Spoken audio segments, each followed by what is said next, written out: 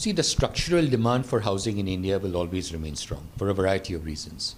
One is housing in India is a lot more affordable compared to what it used to be in the past.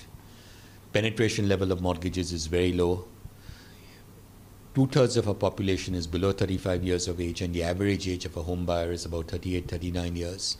And the government's trust on housing, which has gone a long way in pushing growth.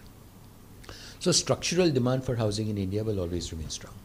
Now, the reason you talk about liquidity and tightness in the September quarter was because September, October were 2 months when general liquidity in the markets were tight.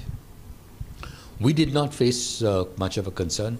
If you see, our deposits have done extraordinarily well during the course of this quarter, and we have been able to raise funds as and when we required to raise funds. So for us, it's been pretty much a normal quarter, as normal as any other quarter has been.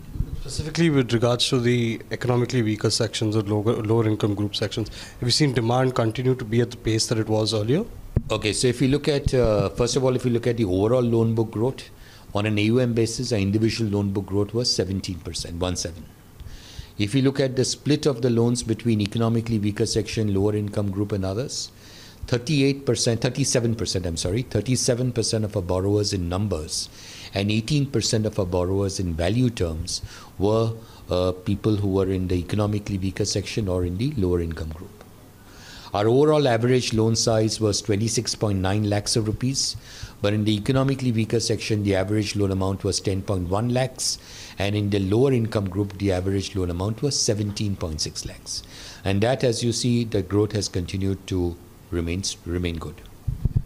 We've heard some other NBFCs and HFCs say that there is some pressure on the corporate lending side of that is construction finance, and that they would be pulling back or trying to scale down the book while growing the individual segment.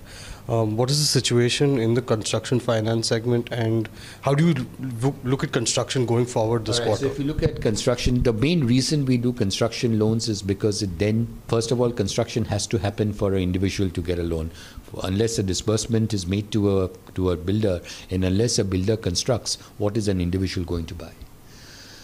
Construction finance constitutes 12% of our total lending on a balance sheet basis. So if you look at a split of our loans on a balance sheet basis, 74% is individuals as of December, 12% is construction finance, corporate loans is 5%, and lease rental discount is the balance, which is 9%. So that is a split on a loan book basis.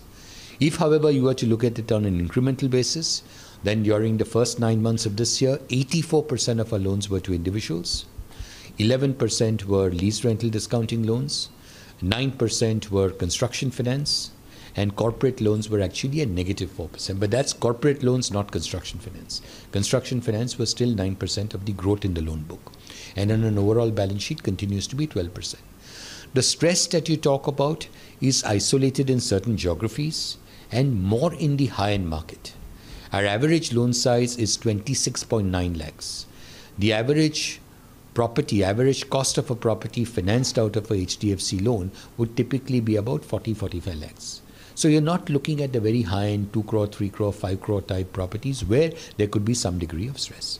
Are you looking at any different strategy when it comes to construction finance, looking at different markets or geographies? I mean, with our size, we are spread all over the country, and we continue to do business all over the country. Has the NBFC situation had an impact on pricing of loans, that you've seen a revision upwards? Your net interest income is up, and despite financing costs also rising over the past year, do you see that the spread's also up? So do you see that the pricing of loans have increased over time? Not really. Our biggest competitor continues to be the banks, whether it's a State Bank of India or an ICICI bank. So pricing has moved pretty much in line with the way cost of funding has moved. Cost of funding and lending rates have more or less moved in coordination. You've recently announced that NCD issue of 2,500 crores. What is your borrowing strategy, and could you talk about over the past 1 year how much NCDs you've raised, and sort of what is the strategy in terms of the mix of borrowing? I mean, we raise money through whatever is giving us access to the cheapest form of funding at a point of time, whether it be deposits, whether it be external commercial borrowing. This quarter, for example, we've done a $470 million external commercial borrowing. Now, debentures that you're talking about or bonds that you're talking about, we keep raising in the market. So whenever there is a need for funding, we keep raising amounts keep raising money in short amounts like 2,000, 3,000 crores. In terms of the borrowing mix, are term loans become more expensive for you? The CP market, how is that situation panning out? I mean, that is something which will change from time to time. Obviously, CPs is the cheapest form of funding, but CP is cheap, is short-term money, whereas long-term money will cost more because we have a yield curve in India which is pretty straight. So the longer you borrow, the more the cost, the shorter term you borrow, the lower the cost. So we have to keep all factors in mind. We can't take an asset liability mismatch. We can't just keep funding. We raise a lot of short-term money to do long-term loans. We cannot do that.